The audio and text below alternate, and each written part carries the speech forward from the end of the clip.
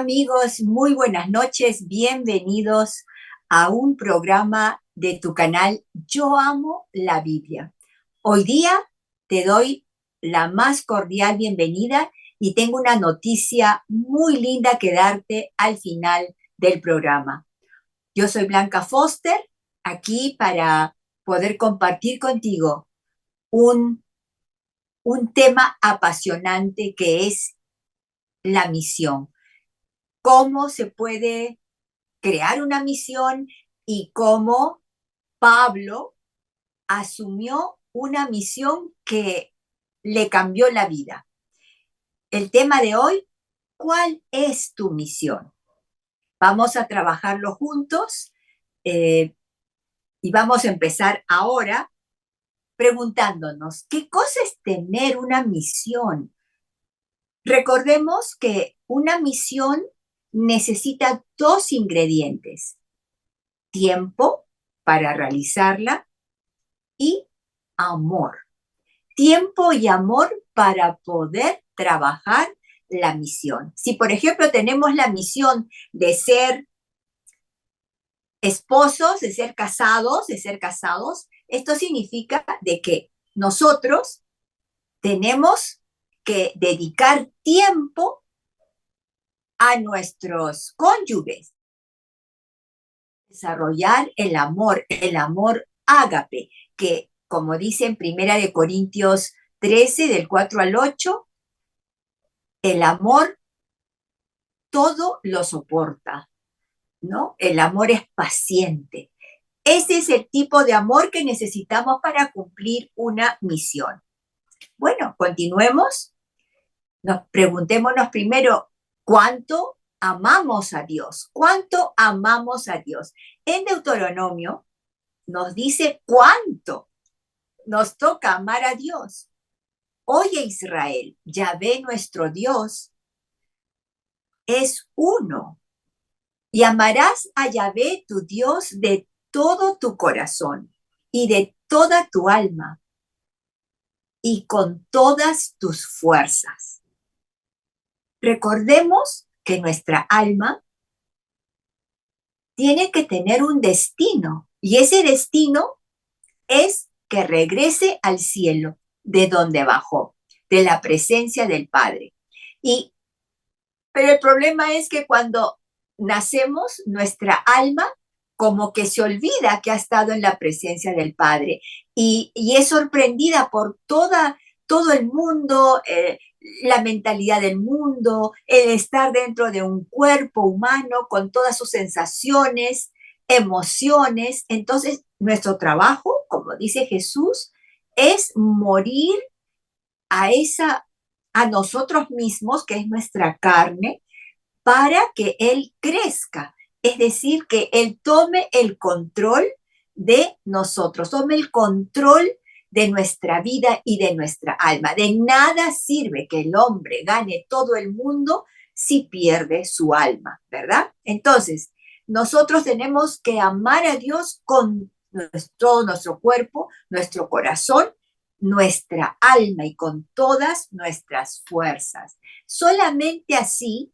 conociendo el amor que tenemos a Dios, podemos decidirnos a cumplir la misión por la cual Él nos envió a la tierra. Entonces la siguiente pregunta es, ¿cuánto tiempo pasas con Dios? Por aquellos días, nos dice Lucas, Jesús se fue a un cerro a orar y pasó toda la noche orando a Dios. ¿Escuchaste? Pasó toda la noche, es decir, Jesús no escatimaba el tiempo que pasaba con Dios. Y nosotros dedicamos un tiempo hermoso, una buena cantidad de tiempo a conversar con Dios, a contarle ese tema que nos duele o que nos preocupa, ese tema que de repente no lo puedes compartir con nadie, pero sí lo puedes compartir con Dios porque Él nos ha creado. Él nos conoce, Él sabe lo que necesitamos en este momento. Entonces, esa conversación se llama oración. Y Jesús, siendo el Hijo de Dios, pasaba vigilias, noches enteras en la presencia de Dios. Y eso nos da un ejemplo a nosotros de que también necesitamos hacer vigilias, pasar tiempo con Dios, conversando con Él para poder realizar su voluntad.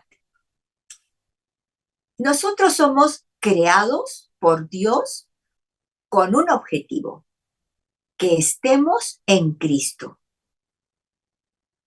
En Efesios 2:10 dice, porque somos hechura suya, creados en Cristo Jesús para buenas obras, las cuales Dios preparó de antemano para que anduviésemos en ellas.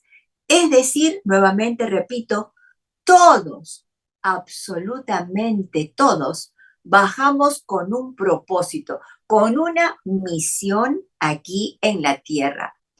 Y no precisamente es lo que a nosotros se nos ocurre, no, no, es lo que Dios ha implantado ya en nuestra alma. Tenemos que conectarnos con nuestra alma interior para que de allí recordemos el propósito por el cual nos envió Dios. En la pantalla ustedes ven a un artista cincelando una piedra. Y esa debe de ser nuestra obra personal en nosotros. Trabajar nuestro ser, trabajar nuestro cuerpo, trabajar nuestra alma.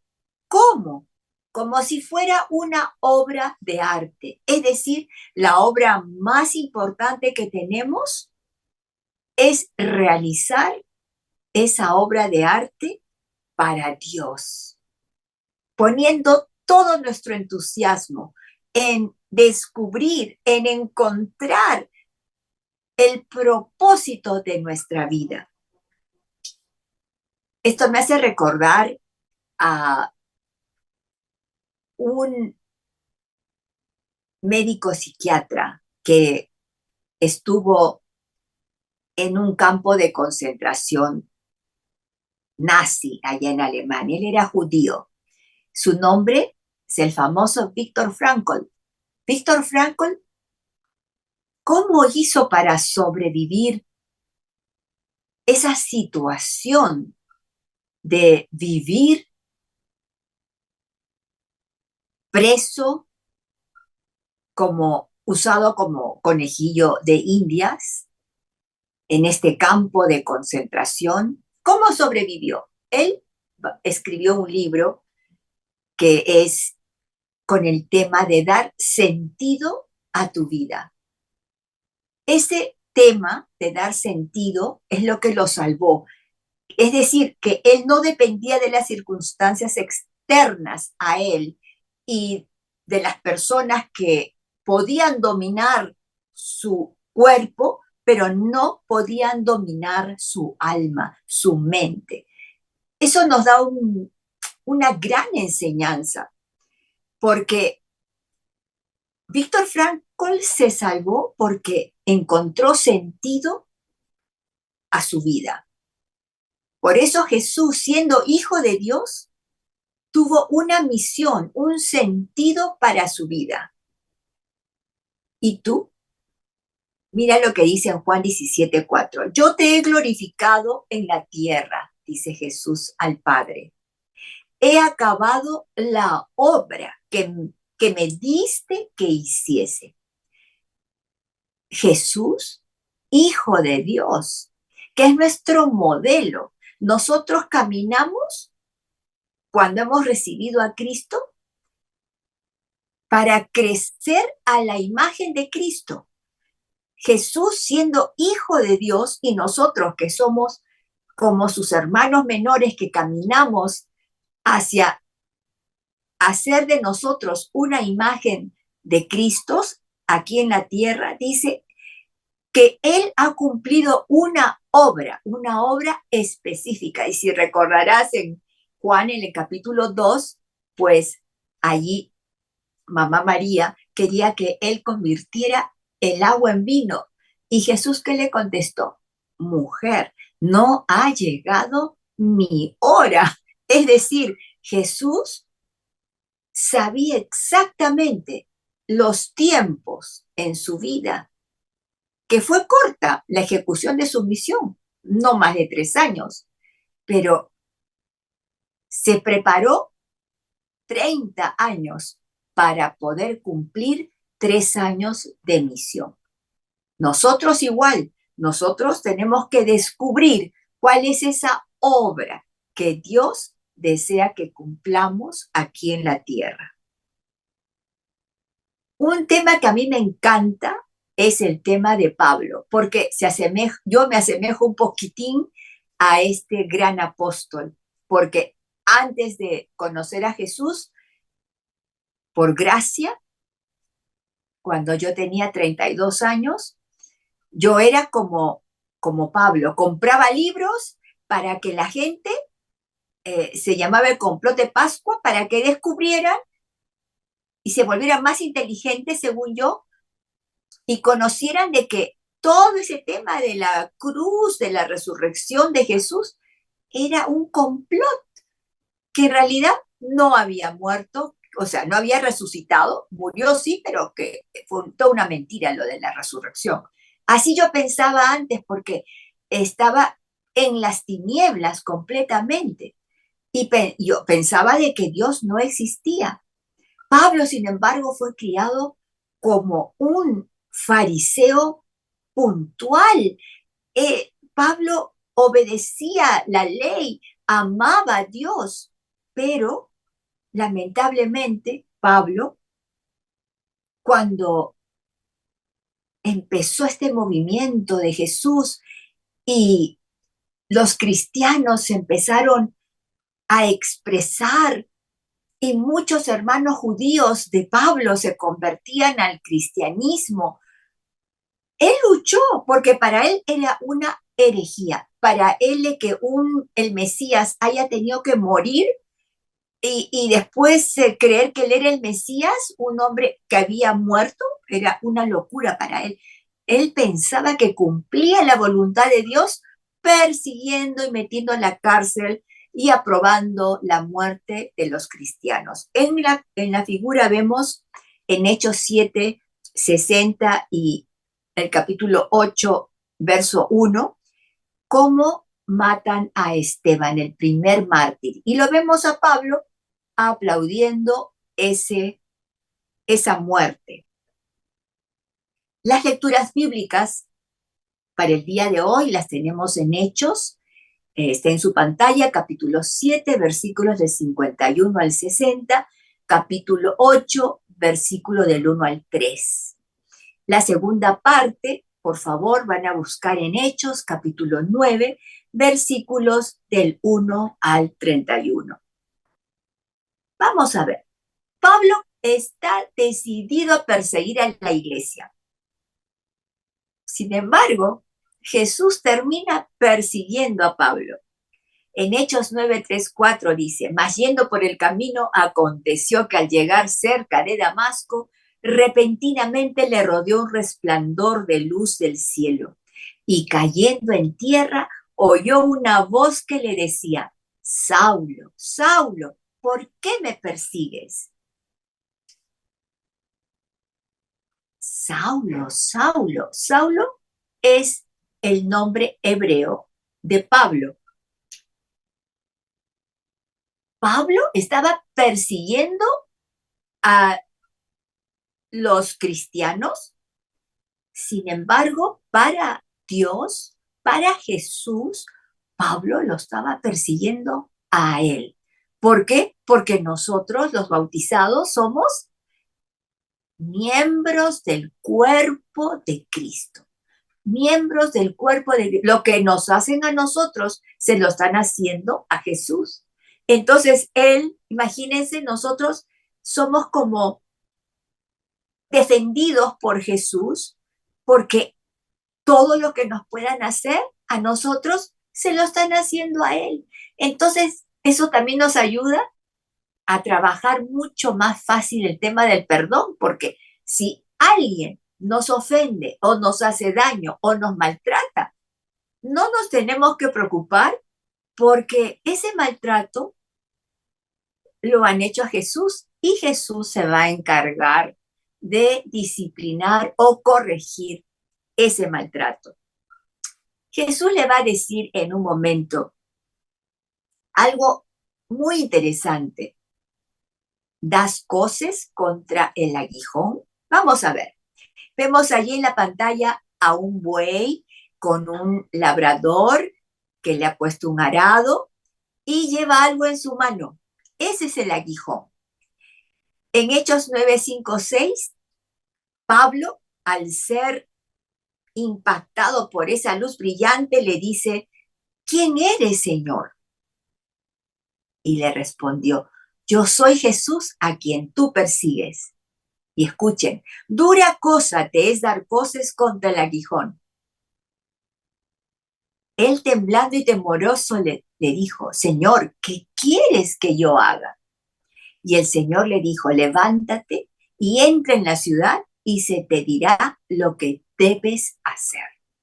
Yo quisiera comparar ese momento con el llamado que yo también recibí a los 32 años.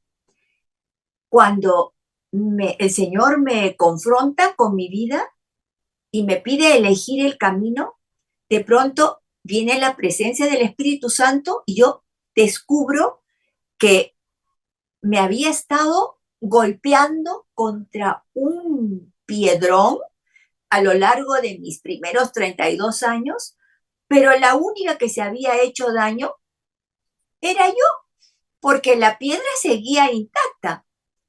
Yo me estaba golpeando contra la ley, contra los preceptos, los principios de Dios para que yo pueda vivir aquí en la tierra, pensando que vivía la mejor vida y sin embargo yo me estaba haciendo daño diciendo que Dios no existe, que la voluntad de Dios no existe, que Jesús nunca resucitó. Yo me estaba haciendo daño a mí misma. Y lo mismo le dijo Jesús a Pablo.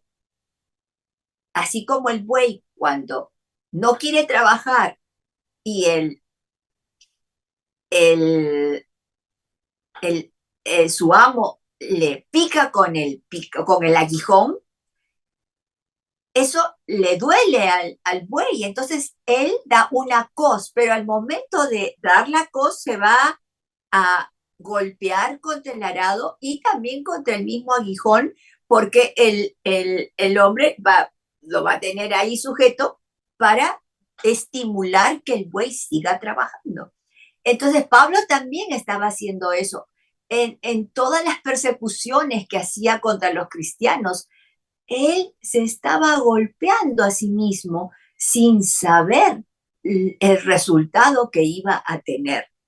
Vamos a ver, un resultado hermoso, así como fue el resultado para mí de conocer a Dios y conocer a Jesús, pero nos da una lección importantísima ese encuentro entre Jesús y Pablo. Hay dos preguntas muy importantes. Primero, Jesús escucha a Pablo que le pregunta, ¿quién eres, Señor? Para nosotros también, cuando nos encontramos en la presencia del Señor, tenemos que preguntarle, ¿quién eres, Jesús? Tenemos que responder como cristianos a esta pregunta. ¿Quién es Jesús para mí? No para el vecino, no para el que me bautizó, no lo que respondan mis padres o tus amigos, no. ¿Quién es Jesús personalmente para ti? La segunda pregunta, una vez que has aceptado a Jesús, es preguntarle, ¿qué quieres que yo haga? Importantes preguntas. ¿Qué quieres que yo haga? Son preguntas de realmente de un cristiano comprometido, comprometido con la salvación de su alma, comprometido a guiar su alma de regreso al cielo, porque Jesús dijo, yo soy el camino, la verdad y la vida. Nadie va al Padre si no es por mí. Por lo tanto, sin Jesús no podemos regresar al cielo por más buena gente que uno se crea. Luego que pasó esto y lo llevaron a tientas, porque quedó ciego Pablo, lo llevan a Damasco. Pero allí Pablo se puso a orar 3 días seguidos en ayuno, sin comer nada ni tomar nada. Entonces vemos en Hechos 9, 17, 18. Fue entonces Ananías, un discípulo que vivía en Damasco, y por supuesto Jesús le pide que vaya a ver a Pablo porque le habían dado en visión a Pablo de que un hombre llamado Ananías iba a orar por él y él iba a recuperar la vista. Pero Ananías obviamente estaba asustado. Él decía, no, ni hablar, ¿cómo voy a ir a hablar con ese hombre que tiene una fama increíble? A veces nos resistimos a la voluntad de Jesús, pero al final Ananías fue humilde y obedeció. Y entró en la casa y poniendo sobre Pablo sus manos, le dijo, hermano Saulo, el Señor Jesús que se te apareció en el camino por donde venías, me ha enviado para que recibas la vista y seas lleno del Espíritu Santo. Pablo antes estaba en las tinieblas, quedó 3 días de tinieblas y es como a veces nosotros no comprendemos que antes de nacer de nuevo, antes de empezar a ser una nueva criatura en Cristo, tenemos que pasar también por un periodo como de muerte, muerte a uno mismo, porque va a empezar una nueva vida. El Espíritu Santo va a tomar posesión de nosotros y ese Espíritu Santo nos va a llenar y nos va a enseñar el camino de Jesús. Y al momento le cayeron de los ojos como escamas y recibió al instante la vista. Y levantándose, fíjense, después de recibir al Espíritu Santo, Pablo fue bautizado. Ese bautizo lo había empezado Juan el Bautista, el bautismo del arrepentimiento. Ese bautismo es el que nos sumerge a una nueva vida y todos nuestros pecados son lavados. Igual Pablo recibe el bautismo cristiano y se convierte en un discípulo de Jesús. Pero toda conversión tiene un costo. Una conversión significa, por ejemplo, en mi caso, si yo antes vivía en el mundo y despotricando de la resurrección, diciendo que Dios no existe, comprando libros para que la gente lea acerca de ese complot de Pascua, diciéndoles de que la voluntad de Dios no existe, yo también tuve que cambiar, tuve que dejar esa vida, fue el costo de dejar al mundo, dejar mi vida pasada para empezar una vida en Cristo. Igual Pablo, que había sido educado ante uno de los mejores rabinos de su época, el rabino Gamaliel, que era considerado un fiel fariseo, tenía un conocimiento amplio de la Torá, de todos los preceptos, de toda la ley. Sin embargo, tuvo que dejar sus conocimientos, su educación anterior como judío y empezar ese nuevo camino que era vivir en Cristo. Su adhesión total a Jesucristo le llevó a dejar de creer en todo lo aprendido. Recuerden, él era judío.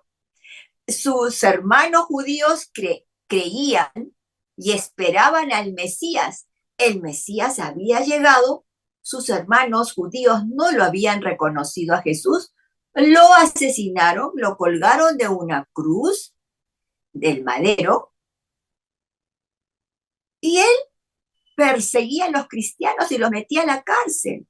Sin embargo, ahora, en su encuentro cercano con Jesús, su vida cambió y en 3 días él fue llenado del Espíritu Santo para dar un vuelco a su vida. Al sumergirse en el bautismo, lo llevó a un cambio de vida, un cambio de obras, un cambio de pensamiento, un cambio de ideales y un cambio de proyectos. Así es nuestro encuentro con Jesús, porque si uno se encuentra con Jesús y está como con medio paso en el mundo o en los hábitos anteriores, por ejemplo, digamos de que tú consumes los fines de semana, estás acostumbrado a ir con tus amigotes a tomarte tus cervecitas, tus pisco sours, tus vinitos. Ya cuando vas a Cristo, ya no lo vas a hacer, salvo que tengas una reunión, un cumpleaños con un gran amigo, tu familia, pero hay otros que reciben a Cristo y ya tienen un hábito de consumo de alcohol, pero con Jesús ese hábito de consumo de alcohol, de fumar cigarrillos o de consumir drogas, necesita cambiar. Es un costo, el costo de la conversión, porque ya cuando empiezas a leer la Biblia, en la Biblia va a haber específicamente las condiciones para seguir a Jesús y los hábitos de la carne que debemos dejar de lado. Si eras rencorosa o eras infiel, ahora ya no, ahora eres fiel y lleno de perdón. O sea, hay un costo, hay un cambio, es un cambio de 180 grados para vivir en ese camino de ir formando la imagen de Cristo en uno.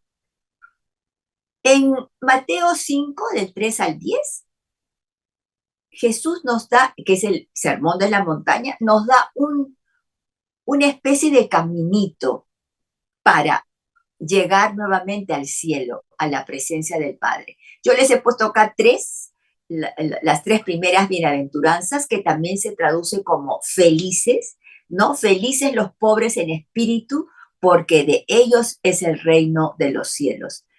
El primer paso de Pablo fue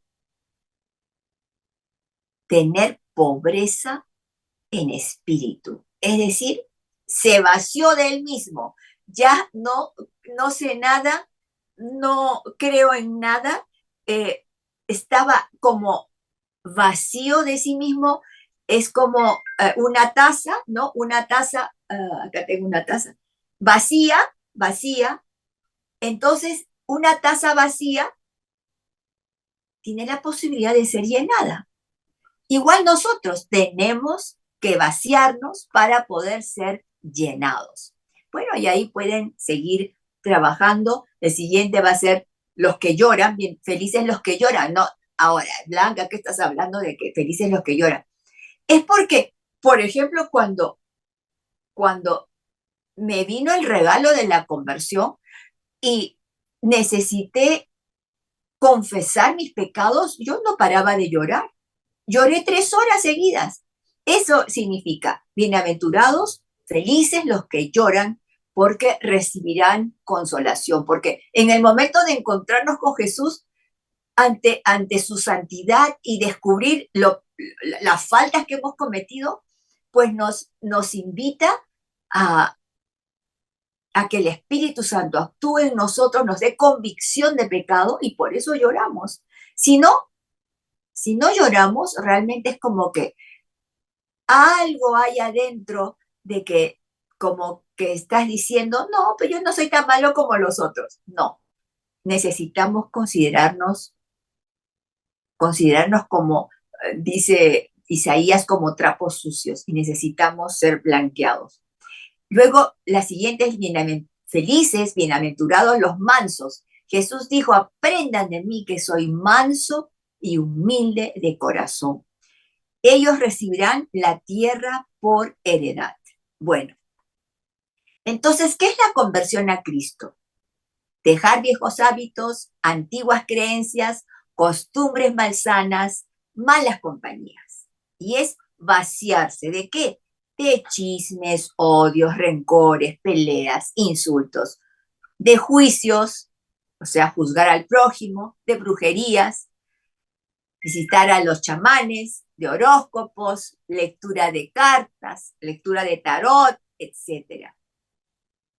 Pablo se va a preparar.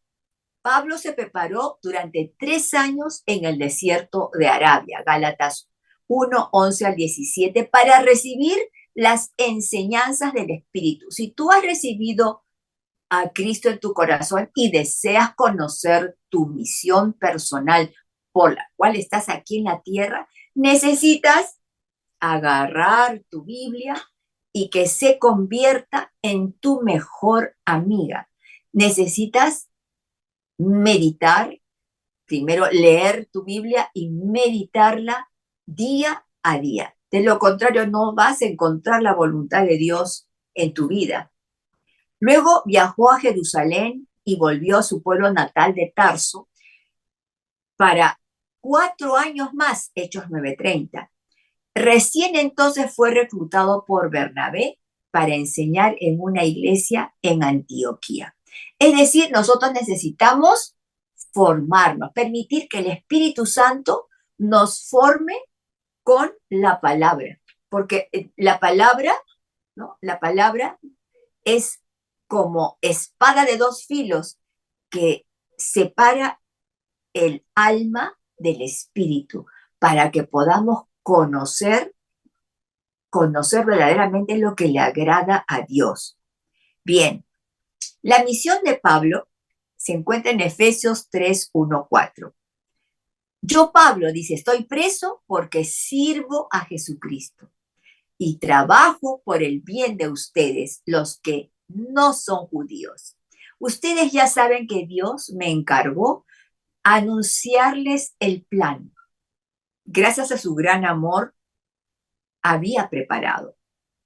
Dios me dio a conocer el plan que tenía en secreto y del cual ya les he escrito brevemente. Si leen lo que escribí, sabrán cómo entiendo ese plan que Dios ha llevado a cabo por medio de Jesucristo. Es decir, la misión de Pablo no era evangelizar a los judíos. Él fue enviado a evangelizar a los no judíos. Imagínense para un judío juntarse con los gentiles. Era como juntarse con los perros sucios. Así los consideraban a los gentiles, o sea, a los que no eran judíos. Pero su cambio fue tan increíble que no le importó. Él amaba a los gentiles y fundó tantas iglesias fuera del pueblo de Israel, porque cuando aceptamos a Cristo, pues hay un cambio total en nosotros. Entonces, ese secreto es un plan que por medio de Jesucristo, también los que no son judíos puedan recibir la salvación y las promesas dadas al pueblo de Israel y formar con Israel un solo pueblo. O sea, nosotros somos hermanados con el pueblo de Israel. Efesios 3, 5 al 6. Entonces, Pablo sufrió una metamorfosis, que eso es lo que nos va a suceder cuando nos dejamos conducir por el Espíritu Santo y leemos, meditamos la Biblia para conocer nuestra misión. Y él en Gálatas 2:20 llegó a decir, con Cristo estoy juntamente crucificado. Y ya no vivo yo, mas vive Cristo en mí. Y lo que ahora vivo en la carne, lo vivo en la fe del Hijo de Dios, el cual me amó y se entregó a sí mismo por mí. Gálatas 2:20. Bien, el camino de Pablo no creas que fue fácil. El camino de Pablo va a ser un camino de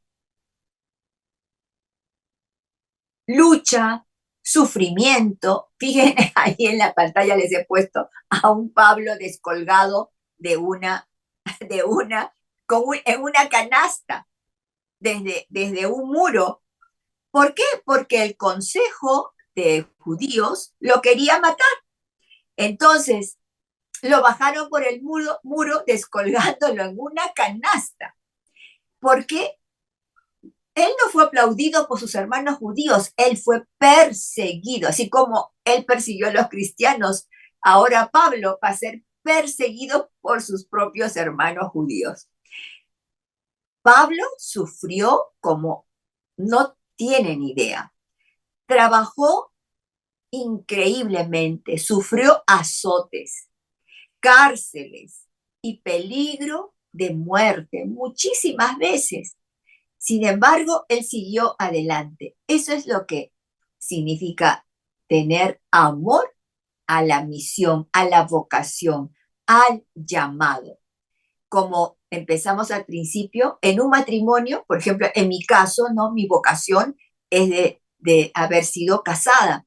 Entonces, cuando tienes tu vocación, la misión que Dios Padre te dio, necesitas dar tiempo a tu matrimonio y llenarte de amor. No, tu misión no es ser casado, tu misión de repente no es casarte, seguir soltero y ser de repente médico. Muy bien, también igual. Necesitas tiempo para estudiar, para seguir avanzando en conocimientos, si eres cirujano, más conocimientos y amor por tus pacientes. Bien, Pablo y su medio ambiente. Fíjense, lo azotaron con 39 azotes, sus propios compañeros judíos. Luego lo azotaron con varas. También lo apedrearon. No murió de milagro porque Dios lo protegía. 3 veces padeció naufragio. Una noche y un día estuvo náufrago en alta mar. Pero Pablo, ¿ustedes creen que dijo, no, Jesús, hasta acá no más, ya no quiero más esta misión? No, él siguió adelante. El ambiente misionero de Pablo lo llevó a caminar por muchos caminos, peligros de ríos, peligros de ladrones, peligros de los de su propia nación judía, peligros de los propios gentiles, peligros en la ciudad, en el desierto, entre los falsos hermanos, en trabajo y fatiga, desvelos, hambre, sed, ayunos, frío, desnudez. Ahí les he puesto una imagen de Pablo encarcelado y encadenado. Y ustedes saben de que la carta a los filipenses la escribió desde una cárcel. Me encanta el capítulo 4. En el versículo 4 dice, alégrense, les repito, alégrense, que todos conozcan vuestra alegría. Imagínate escribiendo eso desde una cárcel y encadenado. Solamente Pablo podía sentir tanto amor. Entonces nos preguntamos, ¿a dónde estás llevando a tu alma? Porque es nuestra alma la que ha venido con una misión. Y si no le haces caso a tu alma, y si no oras, no meditas con la palabra de Dios, no vas a conocer la voluntad de Dios para tu alma. ¿A dónde la estás llevando? Romanos 14:12 dice, a cada uno de nosotros se nos va a pedir cuentas de cada uno de nosotros. Dios nos va a pedir cuentas de lo que hemos hecho con nuestra alma. En Juan 3:16 está este maravilloso versículo, tanto amó Dios al mundo que dio a su Hijo unigénito para que todo el que cree en Él tenga vida y no se pierda. Esa es la función de nuestra alma, regresar al Padre, regresar al cielo. Pero solamente lo podemos hacer creyendo en Jesús, porque Él es el camino, la verdad y la vida para regresar al Padre. Por lo tanto, ¿cuál es el objetivo de nuestra alma? Pues tener una misión, un objetivo específico que cumplir, al cual nos tenemos que conectar a lo largo de nuestra vida. Hay una palabra en hebreo que se llama Hineni. Hineni significa heme aquí. Cada mañana y cada vez que vayas a orar, dile al Señor, heme aquí. Es decir, aquí estoy. Hineni, heme aquí. Para poder identificar el objetivo de tu alma y conectarte con Dios, necesitas decirle al Señor, heme aquí, Señor. Habla, que tu siervo escucha. Porque nosotros tenemos una misión, que es vivir en santidad, para poder regresar a la morada del Padre, porque Dios es santo. Entonces Jesús nos regaló al Espíritu Santo para que podamos vivir en santidad. Santidad significa separados para Dios, consagrados a Dios. Hebreos 12:14. Para conocer tu misión, entonces tenemos primero que estar en Hineni, en ese estado de decirle a Dios, heme aquí, Señor. Al momento de orar, de leer, de meditar su palabra. Segundo, es orar estando presente con tus 5 sentidos, con tu alma, con tu mente, con tu cuerpo, presente ante Dios, enfocado en el momento para poder conectarte con Él en cuerpo, alma y espíritu. Tercero, el Hineni, el M aquí, es un estado de conciencia en donde se pierde la noción del tiempo. Te concentras en estar presente para Dios, aceptando tu realidad tal cual es, con todos los matices de dolor, sufrimiento, enfermedad, preocupaciones, no importa. No pienses en el pasado, quédate presente delante de Dios, aceptando todo porque si hay algo negativo, es para tu corrección, es para tu disciplina, porque nada baja del cielo para dañarnos. Esa es nuestra fe en Dios, que Él es bondadoso, misericordioso. Él no nos manda ninguna disciplina para arruinarnos la vida, sino para que aprendamos, para bien de nuestra alma. ¿Ok?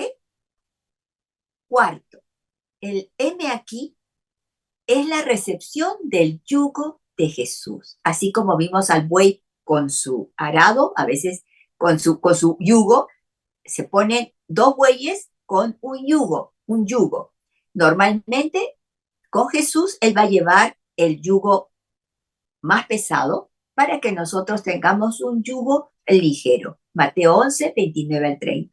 Quinto, es tu obligación con respecto a tu objetivo en este mundo. Y para tu corrección o rectificación puede ser tu carácter, puede ser algo que se esté repitiendo en tu familia, en tu árbol familiar, como yo les he comentado antes. Mi esposo Tom, que en paz descanse, él sufrió de un trastorno generacional hereditario congénito, pero el Señor me regaló el carisma de la sanidad del árbol familiar para poder sanar ese trastorno. Entonces, parecía que al principio era una desgracia, un monstruo que yo no quería saber nada de él. Sí, es verdad, pero luego acepté, dije, heme aquí, Señor, está bien, ¿cómo quieres que afronte esta situación? Ayuné y oré 6 años y al 7.º año el Señor me dio todo lo que yo necesitaba conocer para poder aplicar la sanidad de las generaciones de nuestro árbol familiar. Y Tom sanó. Así es que ten la esperanza de que nada de lo que nos sucede es negativo. Al principio parece, pero al final es una bendición. Yo te lo digo, es una bendición. Sanar algo que los doctores te dicen que es incurable porque era una escasez de litio, algo físico a la altura de los cerebelos. Sin embargo, Dios lo sanó. Para eso necesitas aplicar tu fe.